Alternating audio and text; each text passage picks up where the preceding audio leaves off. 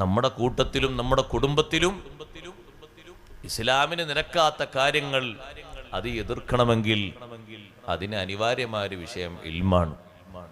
ഞാനും നിങ്ങളൊക്കെ ഈ ലോകത്തുനിന്ന് വിട പറയാനുള്ളവരാണ്.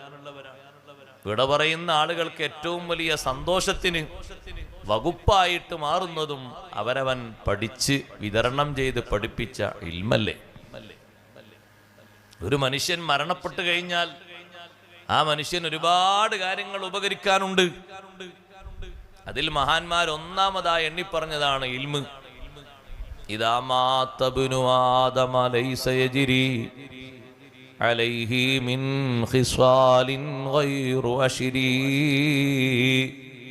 ഒരു മനുഷ്യൻ മരണപ്പെട്ടു കഴിഞ്ഞാൽ ഏറ്റവും കൂടുതൽ ഏറ്റവും നല്ല സഹായങ്ങളും സഹകരണങ്ങളും ആഗ്രഹിച്ചു കൊണ്ടിരിക്കുന്ന ഒറ്റക്കുള്ള ജീവിതത്തിൽ 10 കാര്യങ്ങളല്ലാത്ത കാര്യങ്ങളൊക്കെ നിലച്ചു പോകുന്നു. മഹാന്മാരായ പണ്ഡിതന്മാർ വിവിധ ഹദീസുകളിൽ നിന്ന് ഒരുമിച്ച് കൂട്ടി പറഞ്ഞു.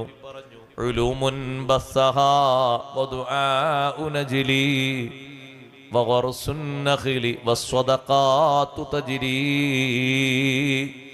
ഒന്നാമതായി പറയുന്നത് ഉലൂമുൻ ബസ്സഹാ, അവനവൻ വിതരണം ചെയ്ത വിജ്ഞാനങ്ങൾ അത് വലിയ ഉപകാരം ചെയ്യുന്നതാണ്.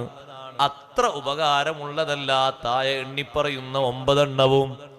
ചിലതൊക്കെ നിന്നു പോകുന്നുണ്ട്, പക്ഷേ വിതരണം ചെയ്ത വിജ്ഞാനങ്ങൾ നിലച്ചു പോകില്ല.